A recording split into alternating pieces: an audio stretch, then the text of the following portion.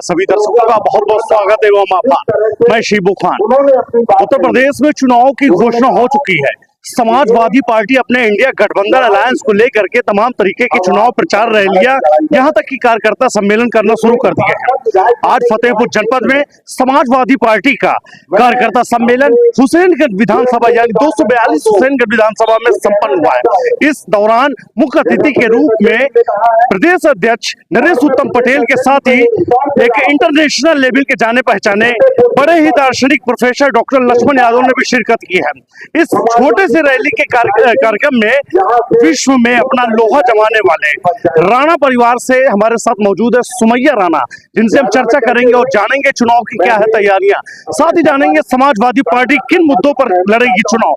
Madam, आपका सबसे पहले स्वागत है BTV इंडिया। आज हथगाम में एक कार्यकर्ता सम्मेलन में आप आई है, क्या मुख्य मोटिव रहा है यहाँ आने का और क्या जोश भरा गया है कार्यकर्ताओं? देखिए, क्योंकि चुनाव बिल्कुल सर पे है, बल्कि चुनावी बिगुल बज चुका है और राष्ट्रीय अध्यक्ष अखिलेश यादव जी ने बड़ी जिम्मेदारियां हम सब लोगों को दी हैं।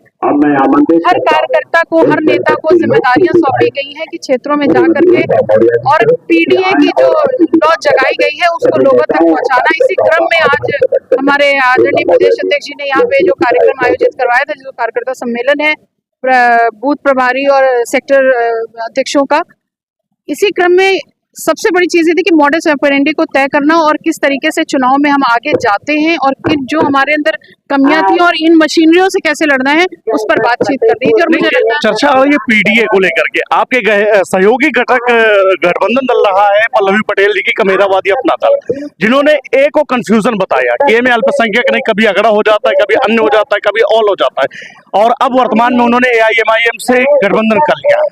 क्या कहना चाहेंगे, इससे समाजवादी को नुकसान होगा या लाभ? अगर हम समाजवाद का लफ्ज इस्तेमाल करते हैं तो संकीर्णता वहां नहीं रह जाती है। यकीनी तौर पर पिछड़ा, दलित, अल्पसंख्यक, आदि आबादी, आदिवासी, अगर हमारी सोच संकीर्ण नहीं है, बहुत वास्ट विजन के नेता है हम बहुत बड़ा सोचते हैं, तो आप उसमें अगड़ा सोच लीजिए, आदिवासी सोच लीजिए, अल्पसंख्यक सोच लीजिए और अल्पसंख्यक आदि आबादी सोच लीजिए। जिसके बारे में भी सोचेंगे, समाजवादी पार्टी ने परचम उठा लिया है इनको हक दिलाने का। आखिरी पंक्ति में बैठे हुए व्यक्ति को मेन स्ट्रीम में ला करके और उनको हक दिलाया जाएगा, इसका नारा है। ये सोचने वाली बात नहीं है कि किसने इस ए पर आपत्ति जताई है, किसने इस ए पर सवालिया निशान उठाया है, जबकि ये वक्त ऐसा था कि हमें अपनी विचारधारा को पकड़ के आगे बढ़ना चाहिए था। सवालिया निशान उन पर उठना चाहिए था। जिनकी आप बात कर रहे हैं नेता का, उनका सवालिया निशान वहां पे उठना चाहिए था कि आपने नौकरियों कितनों की दी, महंगाई कितनी बढ़ गई, कितने किसानों को आपने आय दोगुनी कर दी, महिलाओं के साथ आपने क्या किया, ना कि इस ए पर आपत्ति उठा ले।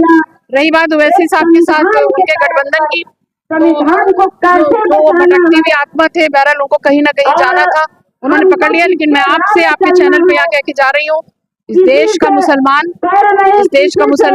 जैसे पहले गांधी और नेहरू के साथ था, इस देश का मुसलमान भीमराव अंबेडकर जी की विचारधारा पर चल रहा था। इस देश के मुसलमान ने अगर झांसी की रानी को अपनी यशस्वी माना था महिला, उसी तरह बेगम हजरत महल को माना, तो आज भी देश का मुसलमान एक ऐसी विचारधारा के साथ है। इस देश को, हिंदुस्तान को असली हिंदुस्तान की शक्ल में रहना दे, ना कि देवी देवताओं का अपमान करने वालों के साथ और ना पिछड़े दलित और अल्पसंख्यकों के अपमान करने वाले। एक बड़ा सवाल यह है कि आपके जो इंडी गठबंधन के बड़े नेता राहुल गांधी हैं, नफरत के दौर में मोहब्बत की दुकान चलाने की बात कही है, आपके साथ भी प्रताड़ना कहीं न कहीं साफ दिखाई देती है।